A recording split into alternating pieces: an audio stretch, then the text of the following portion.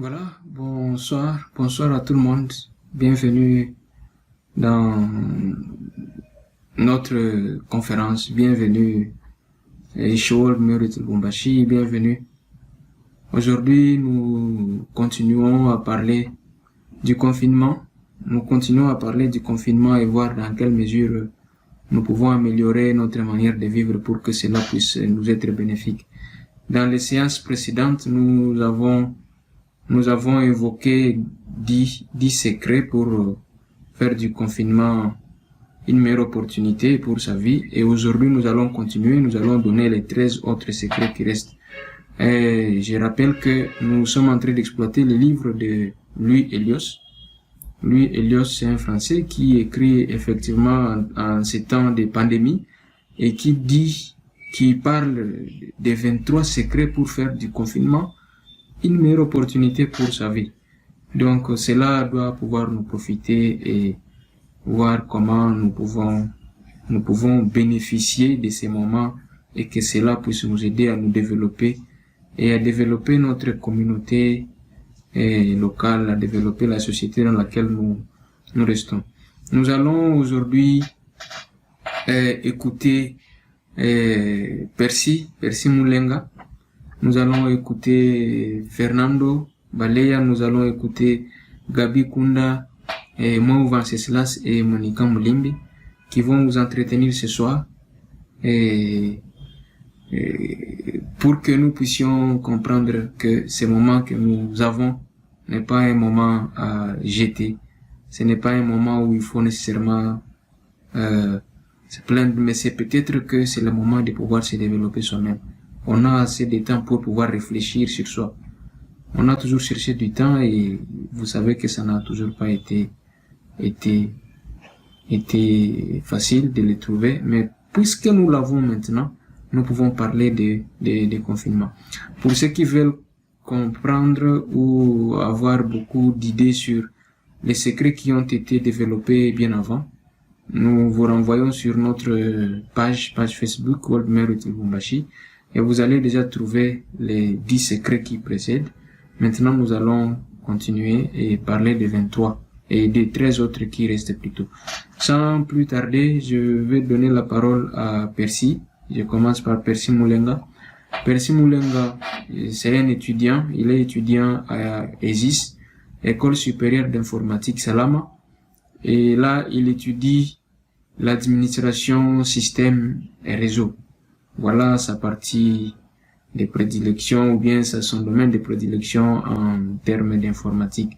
Il connaît sans doute beaucoup d'autres choses. Il est membre du World Merit Lubumbashi et aujourd'hui il va nous entretenir. Après lui, nous allons écouter les autres jusqu'à ce que nous puissions épuiser le temps qui nous est accordé ce soir pour nous entretenir quoi. Monsieur Percy, vous avez la parole. Bien. Merci Albert de la parole accordée. Je vais donc vous parler principalement de 3 premiers points en ce qui concerne les compétences à développer et les activités à mettre en place en cette période de confinement. Le premier point, on parle de rêve. Le rêve, c'est en particulier un monde où tout devient possible. On peut se retrouver en train de rêver qu'on est millionnaire, on est milliardaire, qu'on possède une belle voiture, une belle maison. C'est un monde où tout devient possible. Il est donc important de distinguer 2 types de rêves. Il y a le rêve dont on rêve durant notre sommeil et le rêve dont on rêve tout en étant éveillé, tout en étant conscient. C'est toujours dans le même ordre d'idée. Je vais donc faire usage d'une citation de Marek Alter qui nous dit que certes un rêve de baigner, c'est un rêve, mais c'est pas forcément un baigner. Mais quand on rêve de voyage, c'est déjà un voyage. C'est déjà un voyage. Il est donc très important de souligner un aspect vraiment important par rapport à tout ça, parce que le rêve, d'après Jean Cocteau, ce n'est qu'une littérature du sommeil. Il est important de comprendre que le sommeil en soi ne constitue pas un temps mort pour notre esprit. Ces derniers continueront bel et bien de travailler au cours de 233,600 heures de sommeil dont nous faisons en moyenne l'expérience au cours de notre vie. La grande question à se poser, c'est que fait-il? Que fait notre esprit durant tout ce temps? Eh bien, je vais donc vous apprendre à avoir accès à ce qui se passe durant cette période. Tout d'abord, quelques faits sur le rêve. Le premier fait, c'est 12% de la population rêve en noir et blanc. On rêve toutes les nuits et durant tout le sommeil. Le troisième fait, c'est qu'au cours de notre vie, nous rêvons plus de 100, nous faisons plus de 100 000 rêves. Il est donc estimé qu'une personne âgée de 60 ans a déjà passé plus de 5 ans de sa vie à rêver. Rêver, comme étant le dernier fait, peut nous aider plutôt à apprendre.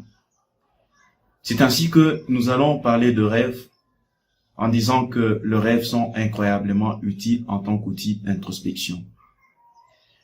En effet, ces derniers fournissent beaucoup d'informations sur notre inconscient et sur nos désirs enfouis, ce qui est au-dedans de nous. Les rêves peuvent cependant être aussi un terrain de jeu, parce que vous n'êtes pas condamné à être spectateur de vos rêves. Vous pouvez en devenir l'acteur. C'est vrai que Cristiano Ronaldo ou Lionel Messi, ils ont tous les deux rêvé de devenir ou de finir un jour comme étant meilleur buteur, meilleur joueur de la planète ou du domaine foot. Et actuellement, ils ont pris la décision durant les 10 dernières années et même actuellement là, à être acteurs de leurs propres rêves et non spectateurs. Alors, d'après l'internaute, on définit un rêve lucide comme étant un rêve que l'on fait et en conscience de le faire. En d'autres termes, il s'agit de plusieurs phénomènes psychiques qui ont lieu au cours du sommeil d'une personne qui sait au même moment que ce n'est pas réel. Imaginez pouvoir contrôler vos rêves et réaliser tous vos fantasmes à cette occasion. Je vais donc vous dire que c'est possible, mais à condition de faire des rêves lucides. Je vous ai précédemment donné la définition d'un rêve lucide d'après l'internaute.fr et d'après le site Oreka.fr, faire des rêves lucides possède de nombreux intérêts, parmi lesquels il y a apprendre à mieux gérer ses émotions et son manque de confiance en soi, développer sa créativité, savoir puiser dans ses ressources pour mieux faire face aux difficultés de la vie, par exemple les difficultés d'adaptation sociale, améliorer les performances sportives, par exemple en rêve lucide, un sportif exercé peut sans difficulté reproduire de mouvements, améliorant ainsi sa pratique. Traiter certains problèmes psychologiques. Et comment faire de rêves lucides? Ça, c'est la plus grande question à laquelle je vais tantôt répondre. La toute première étape est de se souvenir de ses rêves une fois réveillé. Ça, c'est très important. Et pour ce faire, nous devons donc prendre l'habitude de noter et de décrire avec le plus de précision possible nos rêves dès les premières secondes de notre réveil. Dès que votre réveil sonne, demandez-vous, de quoi ai-je rêvé cette nuit? Ça, c'est la grande question qu'il faut généralement se poser à notre réveil. Si nécessaire, écrivez cette phrase sur un post-it que vous collerez sur votre réveil. Cela sera dès lors de plus en plus facile de vous souvenir de vos rêves chaque matin. Alors, rêver est certes passionnant, mais cela ne suffit pas. Il est aussi nécessaire de se bouger, et pour cela, rien de mieux que faire du sport. Alors, en deuxième point, je vais vous parler du sport en période de confinement. C'est une activité salutaire. Un esprit sain dans un corps sain. Ça, c'est d'après Juvénal. C'est un écrivain romain du 1er siècle. Vous ne faites peut-être pas de sport, ou trop peu à votre goût, Rappelez-vous donc du pouvoir des habitudes dont on a abordé, dont on a longuement parlé. On a parlé du pouvoir des habitudes dans la séance précédente. Et je vais donc vous dire que vous devez vous souvenir du pouvoir des habitudes et prendre conscience que la période est parfaite pour s'y mettre. En tout cas, il est grand temps pour nous, en tant que jeunes, en tant que World Merit, de se mettre à faire du sport. Parce que c'est vraiment un temps où on se livre à certaines pratiques.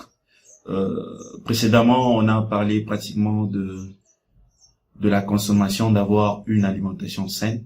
C'est vrai que il n'est pas bon qu'après le confinement, que certains se retrouvent obèses, que certains développent certaines maladies simplement parce que ils se sont livrés à la paresse. Donc le moment est vraiment un moment parfait, un moment parfait, voulais-je dire, pour s'y mettre, pour se mettre à faire du sport. Saviez-vous que la cause numéro 1 de mortalité dans le monde n'est rien d'autre que le manque d'activité physique? En effet, d'après l'OMS, il nous est donc conseillé, pour nous, les adultes âgés de 18 à 64 ans, de pratiquer au moins, au cours de la semaine, 150 minutes d'activité d'endurance d'intensité modérée, ou au moins 75 minutes d'activité d'endurance d'intensité soutenue, ou une combinaison équivalente d'activité d'intensité modérée et soutenue. L'activité d'endurance devrait être pratiquée par période d'au moins 10 minutes. Pour pouvoir en retirer de bénéfices supplémentaires sur le plan de la santé, les adultes devraient augmenter la durée de leur activité d'endurance d'intensité modérée de façon à atteindre 300 minutes par semaine ou pratiquer 150 minutes par semaine d'activité d'endurance d'intensité soutenue ou une combinaison équivalente d'activité d'intensité modérée et soutenue. Des exercices de renforcement musculaire faisant intervenir de principaux groupes musculaires devraient être pratiqués au moins 2 jours par semaine. Tout cela afin d'améliorer leur endurance cardio-respiratoire, leur état musculaire et osseux, et réduire le risque de maladies non transmissibles ainsi que de dépression. Voici 13 principaux bénéfices que la pratique d'une activité physique régulière apporte. Premièrement, le sport renforce le cœur et régule la tension. Le sport participe au maintien du capital musculaire. Le sport accroît le capital osseux et prévient le problème articulaire. Le sport favorise le transit. Le sport permet de mieux respirer. Le sport permet de lutter contre les addictions. Le sport permet d'obtenir une silhouette fine et tonique. Le sport procure un bien-être général, entre autres par la libération d'endorphines. Le sport améliore les performances intellectuelles et permet une meilleure oxygénation du cerveau. Le sport facilite l'évacuation du stress. Le sport inculque volonté et ténacité. Le sport favorise le sommeil. Le sport renforce le système immunitaire, qui est très utile, surtout durant cette période de confinement. De plus, si vous êtes confiné en famille, vous avez toujours l'opportunité de faire du sport à plusieurs. Vous avez la possibilité de faire du sport à la maison ou de remplir une fiche d'autorisation de sortie afin de faire cela en extérieur. Ça, c'est vraiment une obligation pour les personnes se trouvant par exemple en Europe, dans certains pays qui exigent d'avoir une autorisation de sortie pour pratiquer certaines activités en extérieur. Alors, comment pratiquer le sport à la maison? En premier lieu, voici ce qui est important. Vous devez vous couper de toutes les distractions. Si vous écoutez de la musique sur votre smartphone, vous devez plutôt télécharger une playlist afin de pouvoir mettre celui-ci en mode avion. Prévoyez à l'avance un créneau horaire et tenez-vous-y. Donc vous avez l'obligation de vraiment respecter vos heures de sport. Donc, si vous avez prévu de faire du sport chaque jour à 17h juste, donc vous devez vraiment être fidèle à cela. Buvez suffisamment d'eau afin de rester hydraté. Nous vous donnons donc par cette occasion un panel de différentes activités réalisables à la maison. Vous avez la possibilité de vous renseigner vous-même sur la méthode tabac en HITT. Faites des étirements. Vous pouvez également vous renseigner sur la méthode la feuille. Vous pouvez monter et descendre frénétiquement les escaliers, sauter sur le boîte, pratiquer la corde à sauter, danser, faire des jumping jacks, utiliser le plancher pour faire des pompes, des abdominaux, le squat et des gainages. Bien sûr, je vous conseille de varier les plaisirs. Par exemple, concernant l'exercice de pompe, il existe de nombreuses variantes, telles que les pompes diamant à genoux, pompes claquées, le push-up classique, le pompe claqué derrière le dos, et il en existe d'autres. Utilisez différents meubles qui se trouvent chez vous. Par exemple, dans vos pratiques, si vous n'avez pas un équipement adéquat, vous pouvez utiliser une balle d'exercice pour faire des pompes, des abdominaux ou des exercices de force pour votre torse. Posez les bouts d'un manche à balai ou à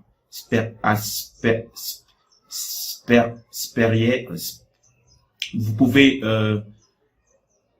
poser le bout d'un manche à balai résistant sur deux surfaces à même hauteur pour faire des pompes en position couchée. Vous pouvez également faire du sport en extérieur par confinement. Je vous propose quelques activités possibles. Par exemple, aller courir. Prévoyez une promenade en nature, seul ou à plusieurs en suivant les règles de confinement. Si vous avez un chier, allez le sortir. Si vous avez plutôt un chien, allez le sortir régulièrement afin de marcher et de vous aérer. Le troisième point, on va parler de faire son introspection. Pour apprendre à aimer la solitude, il est donc important de faire sa propre introspection. Socrate a dit, connais-toi toi-même. Donc c'est très important de faire une introspection. Il est clair que cela ne sert pas à grand chose d'avancer sans savoir où l'on va. Cela est encore plus vrai si l'on ne sait même pas où l'on veut aller. Ça c'est très important. C'est comme si vous souhaitez ou vous tenez vraiment à vous marier, mais vous n'avez aucune idée de ce que c'est le mariage. Ça, c'est absurde. Donc, il est très important de connaître où on veut aller. Et quand il s'agit de la gestion de sa propre vie, savoir où l'on veut aller signifie connaître son identité profonde. Ce n'est pas, par exemple, savoir où se situe l'Ikassi simplement parce que je compte aller à l'Ikassi. Ce n'est pas ça, mais se connaître son identité profonde. Connaître cela nous permet d'agir en phase avec nous-mêmes et ainsi d'acquérir une grande stabilité, un fort sentiment de confiance en soi et l'accès à une source d'énergie inépuisable. De plus, apprendre à mieux se connaître nous permet de moins ressentir la solitude et d'apprécier davantage sa propre compagnie. Tout cela demande du temps, du vécu et une expérience prolongée du sentiment de solitude. Néanmoins, il existe quelques astuces afin d'accélérer le processus d'introspection. Vous pouvez par exemple réaliser vous-même ou trouver sur Internet une liste de questions sur vous-même, vos valeurs et vos objectifs de vie afin d'essayer d'y répondre. Cela vous donnera certainement de la motivation pour avancer sur vos projets et vous serez peut-être davantage en confiance sur ces derniers. Revenez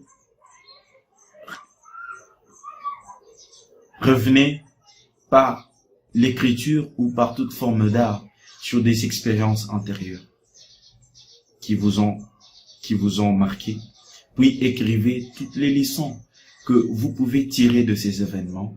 Essayez d'analyser vos rêves et faites de rêves lucides dans lesquels vous questionnez le personnage présent afin d'obtenir des informations sur votre inconscient. C'est très important. Faites la liste de choses pour lesquelles vous ressentez un fort sentiment de gratitude envers l'univers. De plus, cela est excellent pour le moral.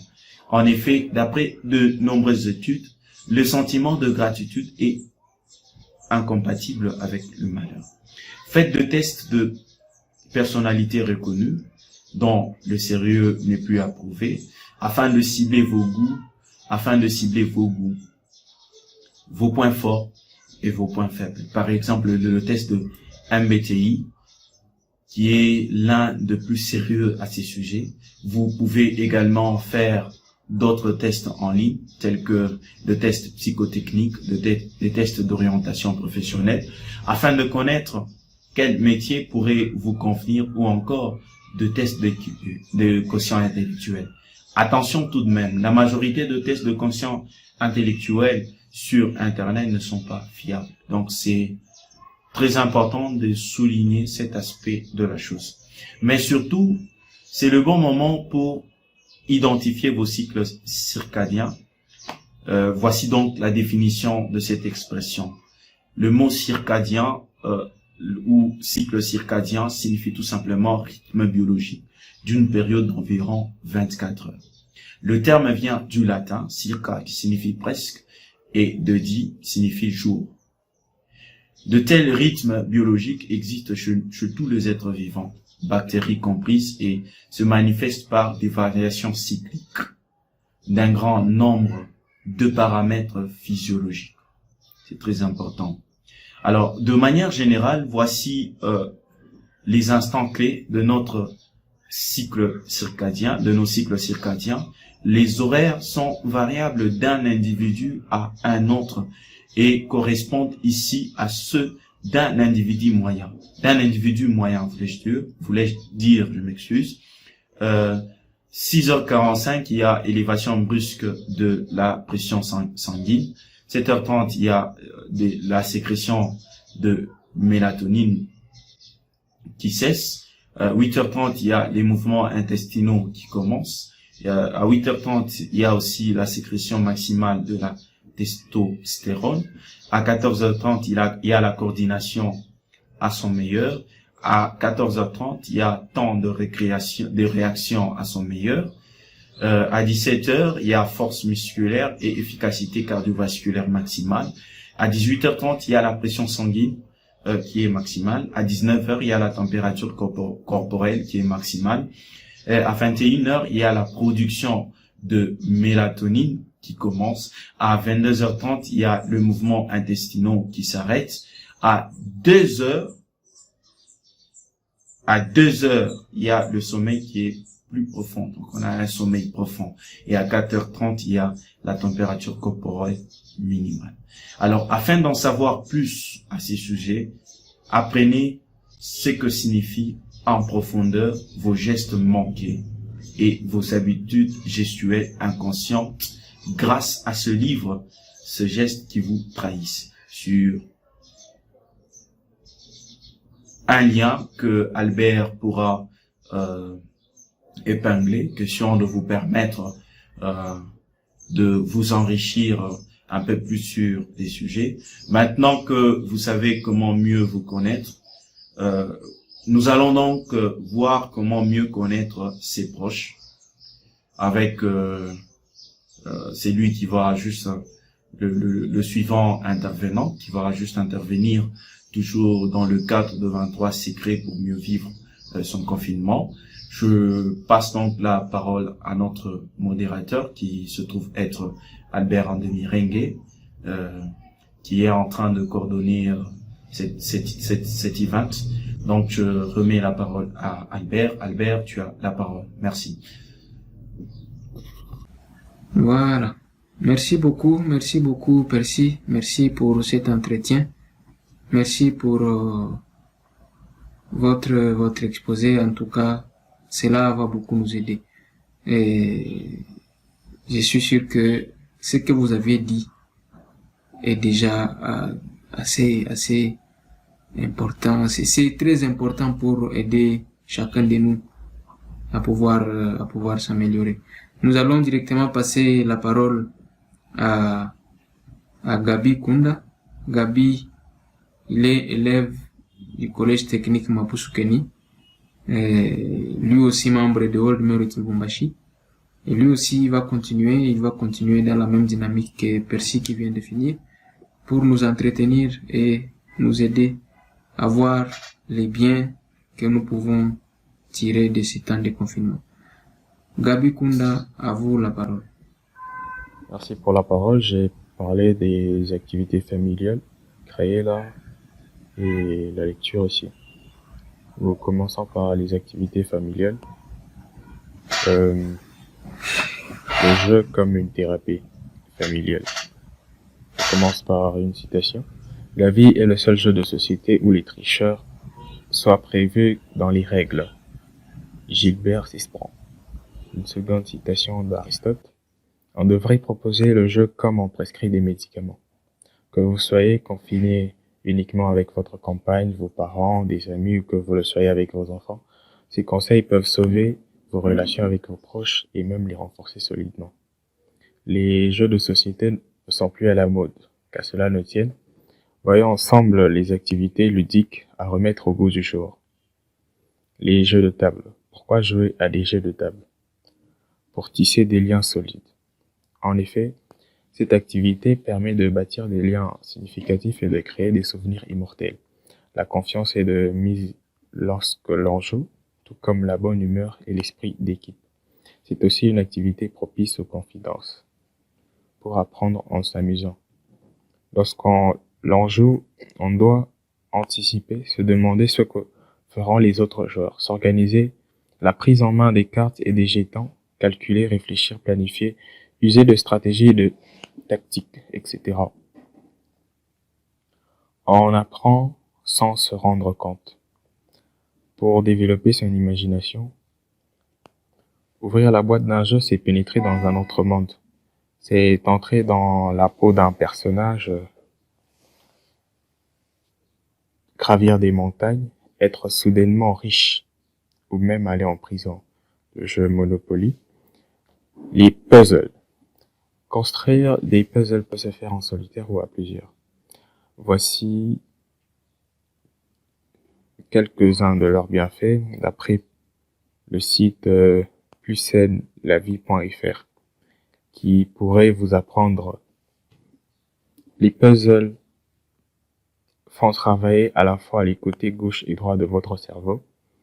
Votre cerveau gauche est logique et fonctionne de manière linéaire, tandis que votre cerveau droit est créatif et intuitif. Faire un puzzle est comme un entraînement mental qui améliore vos compétences en résolution de problèmes et votre durée d'attention. 2. Les puzzles améliorent votre mémoire à court terme. Vous ne vous souvenez plus de ce que vous avez mangé hier.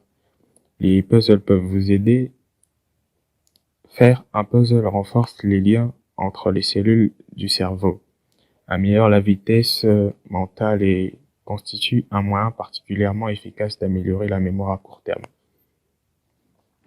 3. Les puzzles améliorent votre raisonnement visuo-spatial. Lorsque vous faites un puzzle, vous devez examiner les pièces individuelles et déterminer leur place. Si vous le faites régulièrement, vous améliorez le raisonnement visuo-spatial qui vous aidera à conduire une voiture, à faire vos valises, à utiliser une carte, à apprendre et à suivre des pas de danse et à une foule d'autres choses. 4. Les puzzles sont un excellent outil de méditation et de soulagement du stress. Se concentrer sur une image pendant une longue période sans que des pensées étrangères ne pénètrent dans votre esprit est en soi une méditation. En faisant un puzzle, vous obtenez les mêmes bienfaits que si vous méditiez.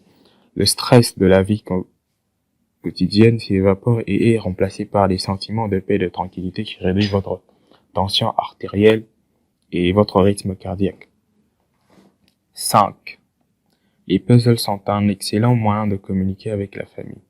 Commencez un puzzle et le gardez sur une table dans votre salon ou votre cuisine invite tous les membres de la famille à participer chaque fois qu'ils disposent de quelques minutes pour s'asseoir et se concentrer. C'est une tactique que les parents d'adolescents peuvent utiliser pour entamer une conversation tout en poursuivant un objectif commun. 6. Inversement, les puzzles sont parfaits pour un peu de temps seul. Faire un puzzle est parfait pour les personnes qui veulent une pause en solo silencieuse après l'agitation et les stimulus implacables du style de vie numérique d'aujourd'hui. 7. Vous vivrez plus longtemps et mieux si vous faites des puzzles régulièrement. Des études montrent que les personnes qui font des mots croisés et des mots fléchés ont une durée de vie plus longue avec moins de risque de développer la maladie d'Alzheimer, une perte de mémoire ou une démence. Selon une étude, faire des puzzles stimule le cerveau et éloigne réellement la plaque qui est le marqueur de la maladie d'Alzheimer. L'étude a comparé les scanners du cerveau de personnes de 75 ans à ceux de 25 ans. Les personnes âgées qui faisaient régulièrement des énigmes avaient régulièrement des scanners du cerveau comparables à ceux de 25 ans. Bien sûr, ce sont loin d'être les seules activités que vous pouvez réaliser avec vos proches.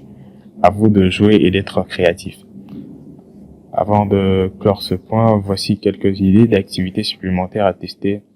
Les karaokés improvisés, s'improviser en coach sportif pour son compagnon ou ses enfants, le jeu du cadavre risqué, se lire des blagues, se faire des illusions, des tours de magie.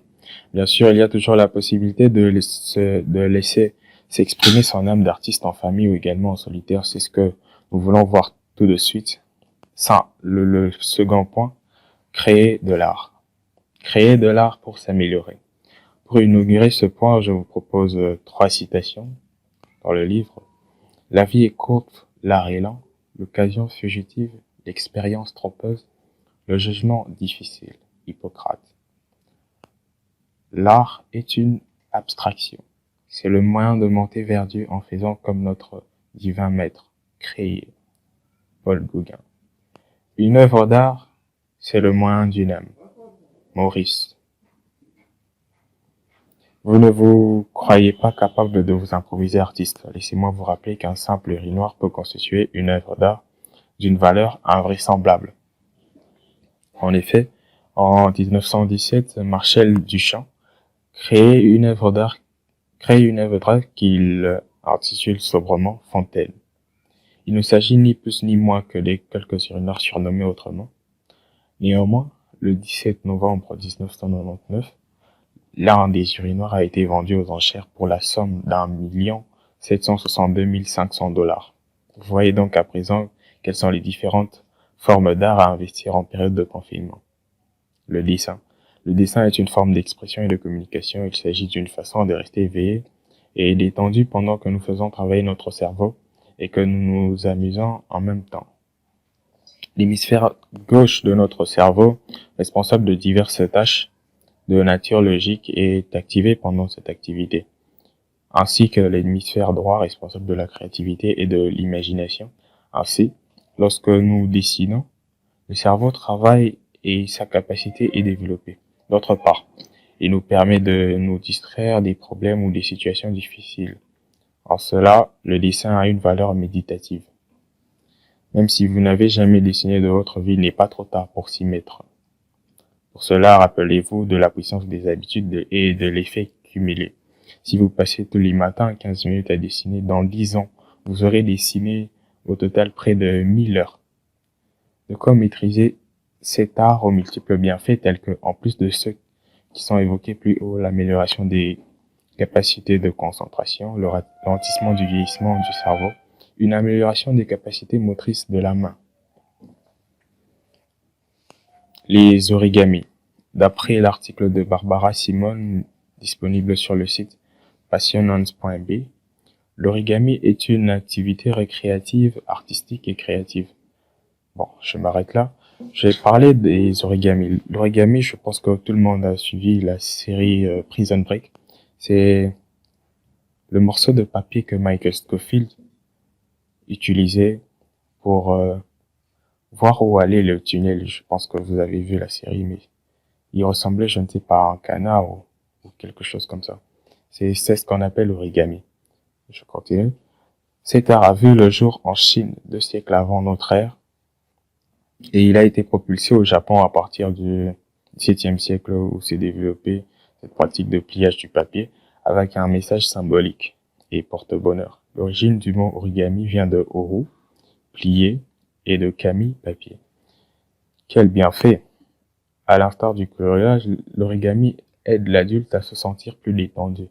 Il permet d'aiguiser la concentration et la mémoire. Il est préconisé pour mieux coordonner les mouvements des yeux et des mains. Il agit aussi favorablement contre l'insomnie, l'anxiété et la dépression.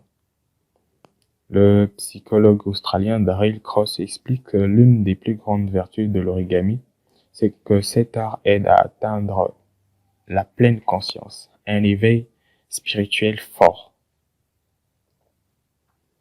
D'autres formes d'art existent, à vous de les trouver. En bonus, voici 3 autres idées. Faire des montages photographiques ou vidéos, faire des créations Lego avec ses enfants, écrire des poèmes. En parlant d'art, savez-vous que la littérature est le 5e art? Non? Eh bien, c'est peut-être le moment idéal pour commencer à s'intéresser en profondeur à cet art très noble aux multiples vertus. Nous passons au 3e et dernier point dont je vais vous parler, la lecture. Acquérir la sagesse d'une bibliothèque. La passion de la lecture, un refuge, peut-être pour échapper à un monde en folie, mais surtout la découverte de lois éternelles sans lesquelles l'homme devient moins qu'un animal, le moine et le vénérable. Christian Jacques. Comme je vais vous lister succinctement certains des innombrables bénéfices que cette activité apporte. En effet, lire stimule le cerveau, diminue le stress, améliore les connaissances, accroît le vocabulaire, améliore la mémoire, développe les capacités d'analyse, améliore l'attention et la concentration, améliore la rédaction, tranquillise l'esprit, accroît les connaissances, améliore l'expression orale, améliore la qualité du sommeil. De plus, la lecture est un divertissement gratuit. De ce fait, si vous estimez ne pas lire suffisamment ou que cela est parfois pénible pour vous, voici quelques conseils afin de pallier à cela. Lisez sur un sujet qui vous passionne, réservez à l'avance un moment dans la journée pour lire. Choisissez un lieu calme et approprié à cette activité. Adoptez une bonne position. Conciliez la lecture d'un livre avec l'accomplissement d'un objectif. Avancez à votre rythme. Concernant ce dernier conseil, s'il est tout à fait pertinent pour les débutants, ne pas lire suffisamment peut toutefois vous frustrer si vous avez l'habitude de beaucoup lire. Dans ce cas, je vous conseille de vous renseigner sur les méthodes de lecture rapide. Si la lecture est une activité passionnante, cependant il existe une activité littéraire et créatrice au moins aussi importante. Et pour la suite, je passe la parole au modérateur. C'était Gabi Kunda, élève de Mapusukeni et membre de World Merit. Merci. Merci beaucoup Gabi. Merci pour cet entretien. Merci pour votre exposé. Merci. Sans plus tarder, nous allons de l'autre côté. J'espère que Moïse Venceslas nous écoute. Moïse Venceslas est étudiant à UPL à Lumbashi. Nous sommes à Lumbashi. Lui aussi va continuer la même logique et il va continuer à nous montrer pourquoi et comment il faut bénéficier de ces temps de confinement. Moi, Venceslas, à vous la parole. Nous allons parler du 7e point qui est l'écriture. Avant de développer cela, je vais vous proposer où nous allons découvrir quelques avantages qu'apporte cette pratique. L'écriture permet de réaliser ses objectifs, ça aide à développer sa créativité, ça améliore ses qualités rédactionnelles et bien tant d'autres. Quoi écrire ? Le plus important dans ce point, c'est de vous sentir libre de vous lâcher et d'exprimer sans limite ce que vous ressentez.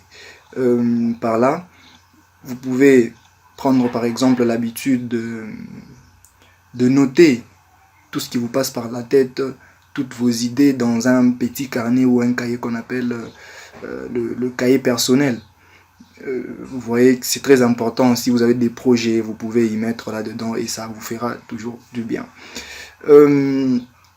Et de plus, ce que vous devez savoir est qu'un cahier personnel, un cahier dans lequel vous notez tout ce qui vous passe par la tête aujourd'hui, sachez bien que dans 10 ans ou dans 5 ans, ça fera un très bon document pour vous souvenir de bons moments, de tout ce qui vous passait par la tête avant.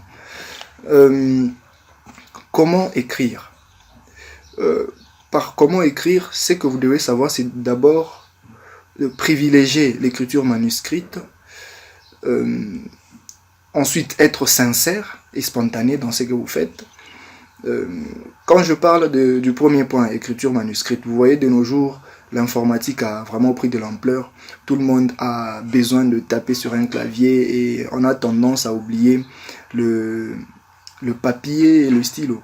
Donc, comment écrire, c'est très important de le faire sur un papier et un stylo. Donc, essayez quand même d'oublier l'informatique. Essayez d'oublier tout ce qui est numérique pour votre rédaction.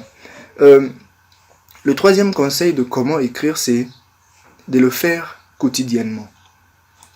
On a vu ensemble la puissance et la force des habitudes et les notions cumulées.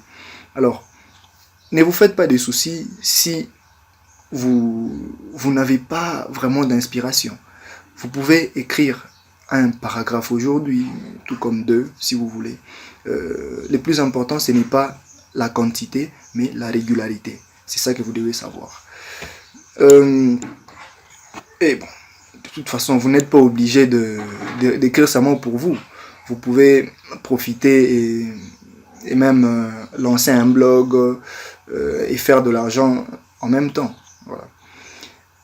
Là, nous allons passer au 8e point. Le 8e point, c'est créer du contenu sur Internet. Si vous décidez de créer un blog, une formation en ligne, une chaîne YouTube, c'est très important pendant cette période parce que cela va vous permettre non seulement à vous détendre, à vous instruire et à instruire les autres. Commençons par YouTube. Je vais vous donner quelques statistiques d'après plusieurs études. C'est que le 1,5 milliard d'utilisateurs passent en moyenne 1 heure à voir des vidéos sur YouTube. Vous voyez, si vous créez une chaîne YouTube, comment cela sera très important. Et chaque minute, il y a 400 heures de vidéos qui sont uploadées. Vous imaginez? Chaque jour, 600 000 heures de vidéos sont uploadées sur YouTube. Bon, c'est très intéressant. Donc, vous pouvez vous créer une chaîne YouTube pour vous détendre pendant cette période. Ainsi de suite. Et il n'y a pas que YouTube comme plateforme qui nous permet de créer du contenu sur Internet. Il y en a plusieurs.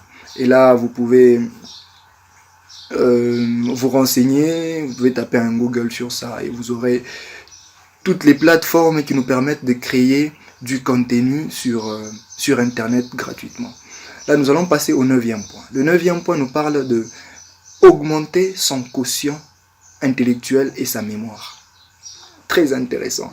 Alors, le quotient intellectuel est jusqu'à ce jour, et d'après plusieurs études, le meilleur critère permettant de spéculer sur sa réussite socio-professionnelle d'un individu, ainsi que les quantités de richesses qu'il accumulera au cours de sa vie.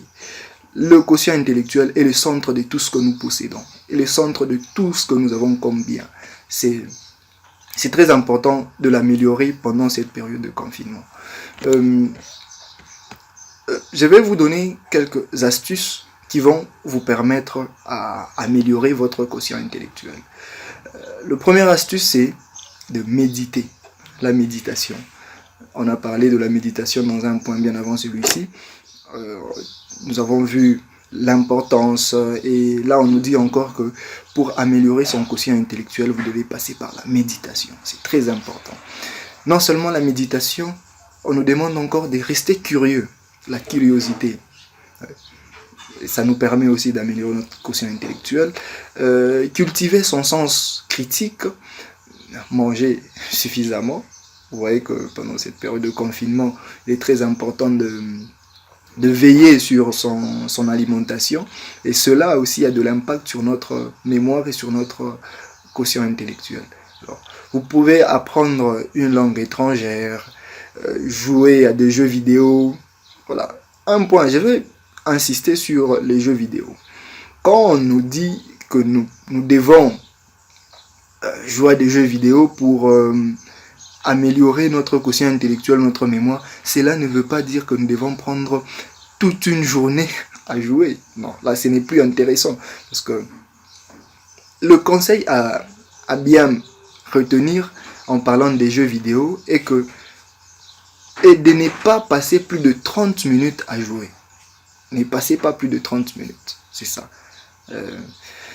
Non seulement jouer à certains jeux vidéo pour améliorer sa mémoire ou son quotient intellectuel, vous pouvez aussi travailler votre mémoire. Alors, j'ai parlé du quotient intellectuel, comment augmenter son quotient intellectuel, et par là je vais essayer de glisser un point qui parle de la mémoire. La mémoire, les différents types de mémoire que possède une personne humaine. Il y a la mémoire de travail, la mémoire à court terme, la mémoire sémantique, la mémoire à long terme, la mémoire épisodique, la mémoire procédurale, ainsi de suite. Il y a plusieurs types de mémoire. Et pour ça, vous pouvez faire aussi un Google. Ça vous fera toujours du bien de plus approfondir votre apprentissage.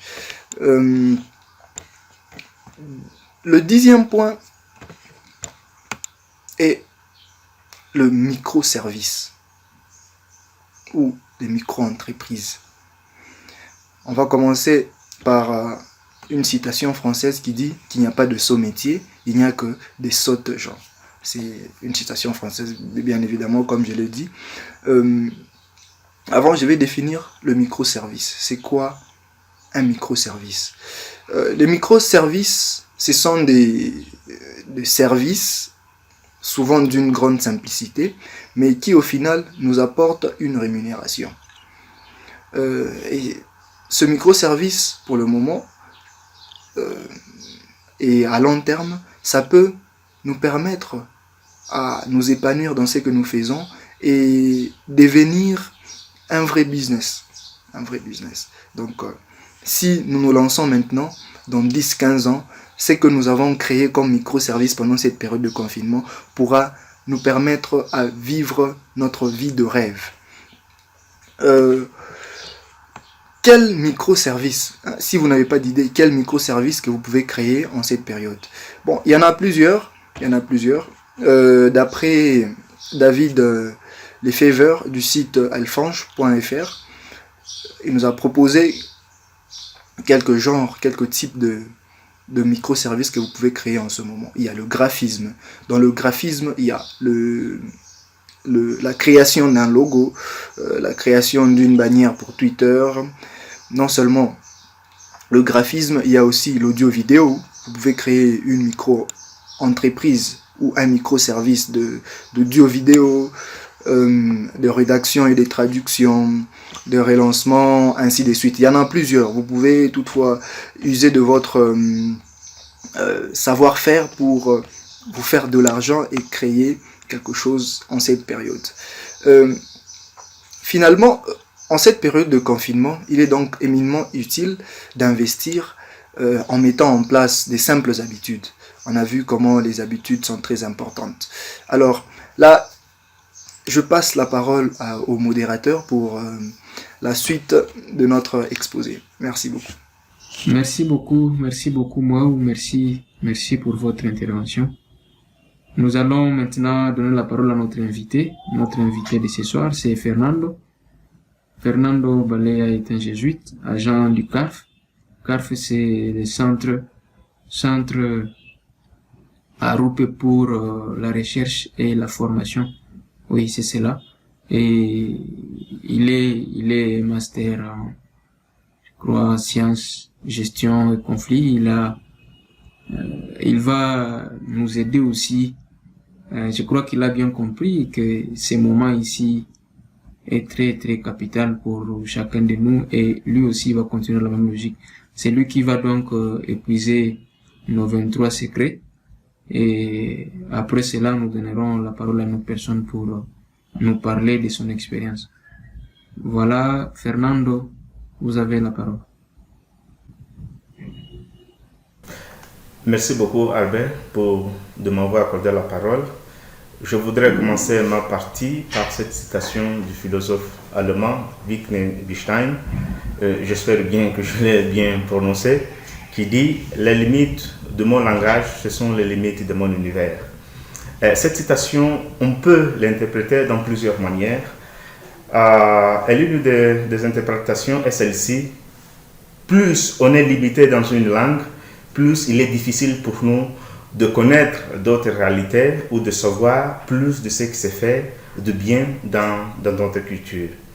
Il est important de signaler qu'apprendre une langue, c'est l'une des meilleures choses de la vie de l'être humain. Parce que à travers la langue, on peut entrer en contact avec les autres, on peut connaître sa culture et on peut aussi acquérir le savoir.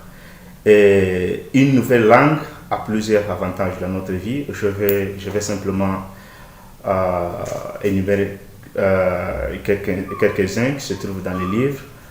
Augmenter notre autoestime, acquérir de meilleures capacités de concentration, entrer en contact avec les autres et augmenter notre capacité à mémoriser. Ce temps du confinement nous offre justement une opportunité d'apprendre une nouvelle langue.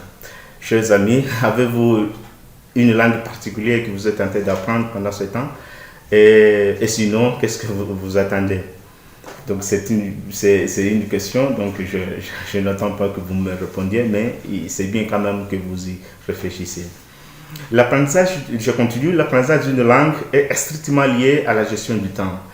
Donc, les séances passées, nous avions abordé longuement sur la gestion du temps et je n'aimerais pas reprendre sur ceci.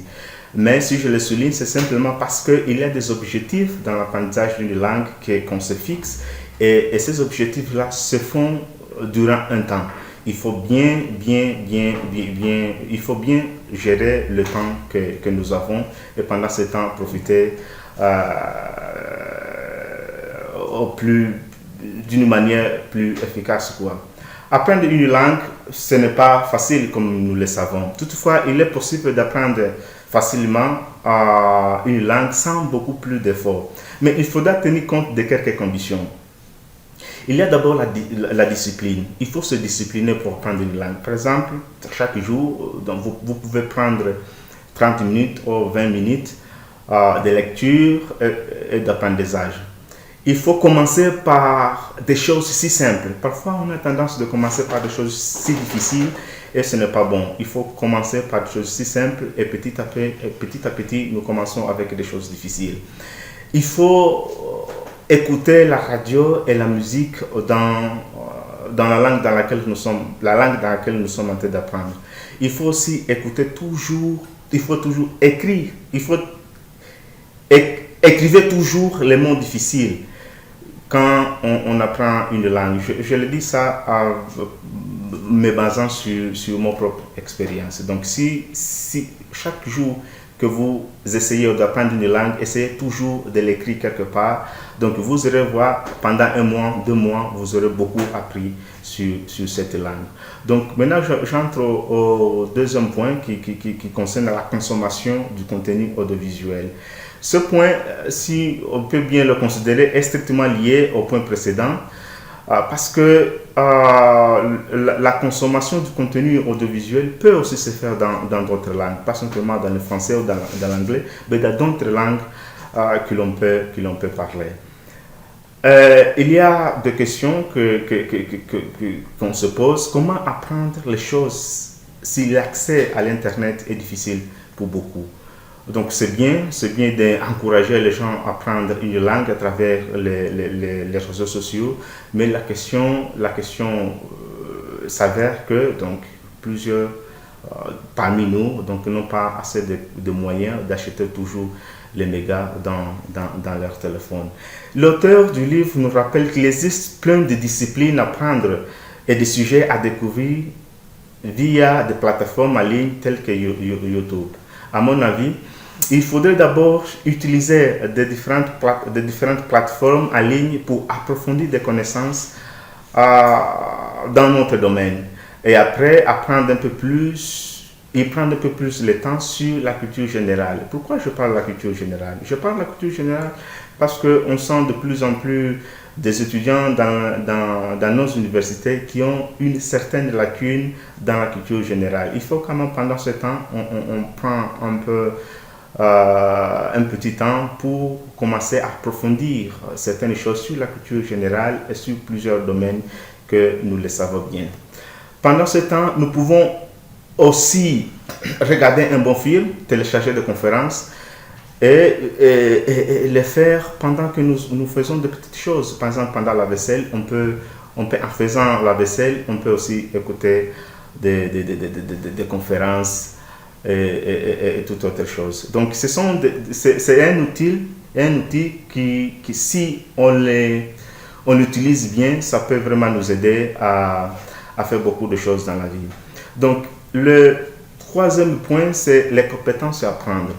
Donc, la question qu'on pourrait se poser, c'est justement qu'est-ce que nous devons apprendre pendant ce temps? La réponse est tout simple, apprendre de tout.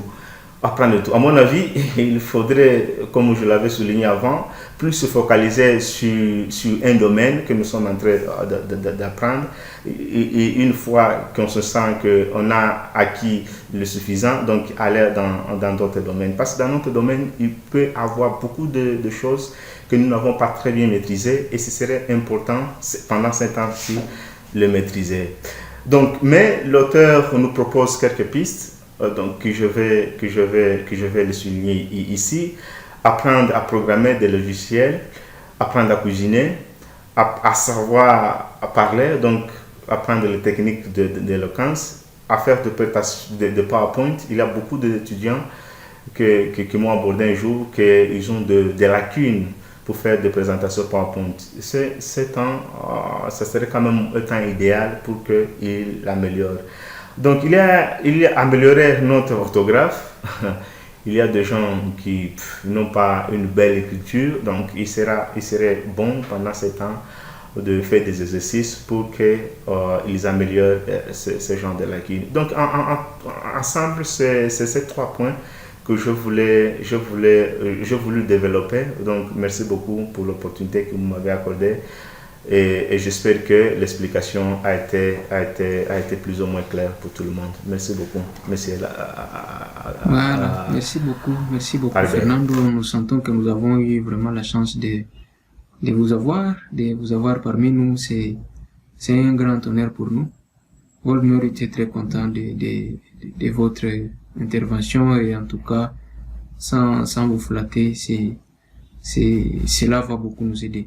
Mais avant de vous laisser partir, je voulais savoir si vous n'avez pas quelque chose d'autre que vous pouvez nous partager au-delà du commun. Qu'est-ce que vous pouvez nous partager pendant ces moments? Bon, ces moments où vous avez beaucoup d'expérience, peut-être côté académique, peut-être vie courante. Qu'est-ce que vous pouvez nous partager?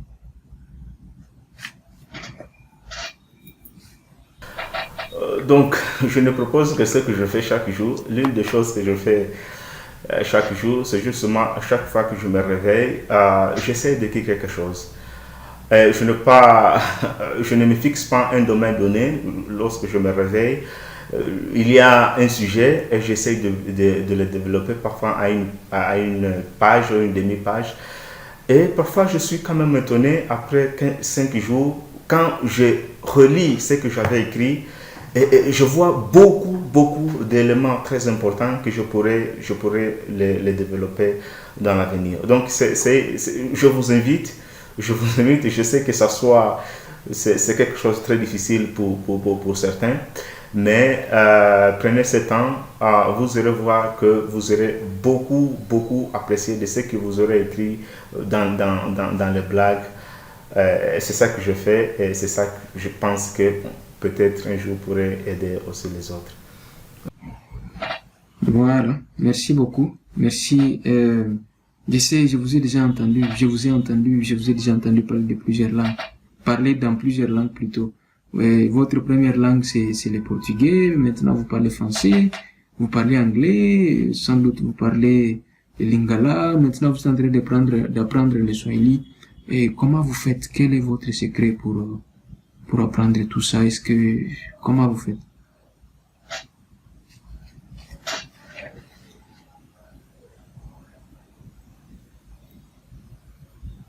C'est vrai, c'est vraiment une très belle question. À un certain moment, j'avais souligné que quand on apprend plusieurs langues, ça nous augmente dans notre auto-estime. À un certain moment, vous vous sentez quand même bien, mais il y a quand même un défi, surtout quand on apprend une langue pour de recherche, pas simplement pour parler dans la rue, mais justement pour faire des travaux académiques. La tendance parfois, c'est que plus vous avancez dans une autre langue, et plus il y a une tendance d'oublier des règles d'une autre langue. Donc, ce que je fais, c'est combiner. Donc, chaque jour, je fais question de lire des choses dans ces trois langues. Donc, c'est ce que je fais et ça m'aide beaucoup. Ça m'aide beaucoup. Donc, c'est vrai que j'avais fait à peu près 5 ans sans parler français. Mais une fois que je suis rentré ici au Congo, donc je me suis retrouvé si facilement parce que j'ai cette habitude de lire, d'écouter les nouvelles dans plusieurs langues. Donc je suis ici à Lubumbashi.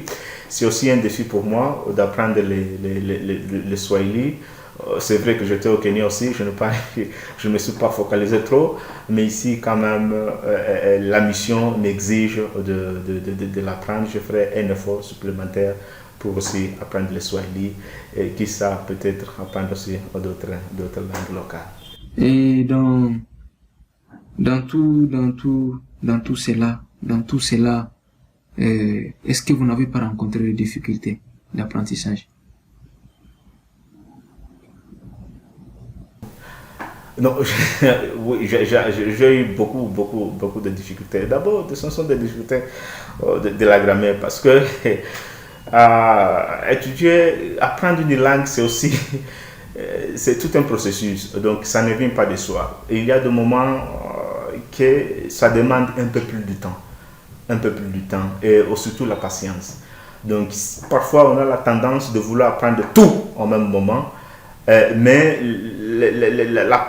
l'expérience montre que il y a certaines choses qui ne viennent pas de soi. Donc, il faut de la pratique. Il faut plus vous exercez, plus vous parlez avec les gens, plus aussi vous mémorisez des mots, vous mémorisez des concepts et les mots après sortiront un peu plus vite, quoi, avec une grande facilité. Donc, c'est difficile, mais il faut simplement se mettre au travail. D'accord. Et quel est votre moyen préféré, votre moyen d'apprentissage le plus préféré? Est-ce que vous préférez lire, vous préférez écouter quelque chose sur une vidéo ou bien vous avez une autre manière? Donc, ce que moi je préfère le plus, c'est lire. Parce que la plupart des langues que je parle, je ne parle pas simplement, j'écris aussi. Et ça demande un peu plus. Cela demande que vous devez maîtriser la grammaire, les règles grammaticales d'abord.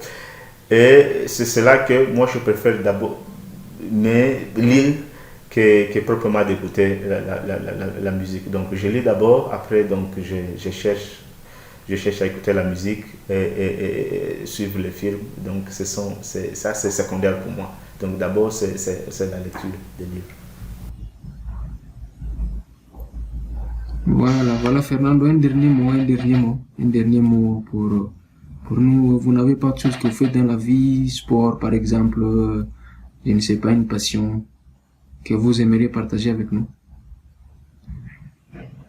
Bon, je suis passionné au football, mais je ne peux pas jouer seul. ni non plus suivre parce qu'il n'y a plus de championnat. Mais une autre activité qui m'aide bien, c'est le karatéka. Donc, j'ai une ceinture noire dans le premier dan, au taekwondo, au Shotokan. Et c'est ça qui m'aide un peu à équilibrer mon rythme de vie.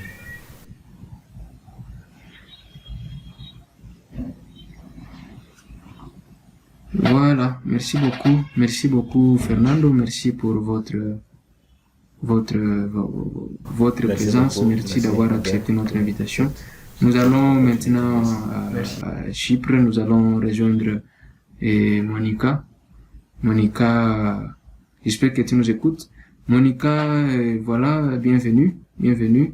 Toute la communauté vous salue. Et est-ce que, je sais que vous avez déjà passé beaucoup de temps en confinement et plus de 2 mois probablement. Et comment vous avez survécu à tout cela? Est-ce que vous pouvez nous partager un peu votre expérience, comment cela s'est passé? Je rappelle que Monica est aussi membre de World Merit Lubumbashi, ancienne élève du collège technique Makusuken et maintenant étudiante à Chypre. Voilà, Monica, à vous la parole. Eh bien, ça fait 3 mois déjà que je suis confinée. Au début, pour moi, c'était vraiment insupportable. Je pouvais pas supporter de rester enfermée, de passer mes jours à ne rien faire. Surtout que je sortais déjà d'une détente d'un mois. Donc moi, j'avais pas besoin de me reposer. J'avais besoin d'être active, de me concentrer sur certaines choses. Mais le confinement a tout gâché. Donc au début, la seule occupation que j'avais, c'était les cours en ligne. À part les cours en ligne, je passais mon temps au téléphone, à l'ordinateur, à ne presque rien faire, à faire des choses qui ne m'apportaient presque rien. Mais depuis quelques semaines, j'ai reçu un bouquet intitulé 23 secrets pour profiter du confinement, 23 secrets pour faire du confinement une meilleure opportunité de sa vie. Quand je l'ai reçu, je ne l'ai pas lu, tout simplement parce que c'est ennuyant. Mais j'ai participé à 2 conférences sur Instagram qui avaient pour but de développer certains points du livre, et ça avait vraiment attiré mon attention. Et après cela, j'avais pris le temps de lire le livre, pas totalement, mais certains points qui ont plus attiré mon attention: la méditation, les mauvaises habitudes, la lecture, le sport, voilà quelques points. Et ça m'a beaucoup aidé. Ça m'a permis à prendre certaines initiatives et changer ma routine, ordonner certaines habitudes. Voilà, c'est un peu ça. Merci beaucoup, merci beaucoup pour votre présence. Merci à tout le monde. Monica, ce que vous venez de dire est très important, cela va aider beaucoup de personnes. Merci beaucoup et nous vous souhaitons plein succès dans tout ce que vous faites là-bas. Voilà la fin de notre séance d'aujourd'hui. Nous allons nous retrouver très prochainement, évidemment, pas sur le confinement seulement, mais nous allons voir, nous avons beaucoup de choses à vous partager, il y a d'autres thèmes qu'on doit développer et nous vous communiquerons cela sur cette même page Facebook. Donc, nous vous remercions d'avoir été avec nous, merci beaucoup et que Dieu vous bénisse. Voilà.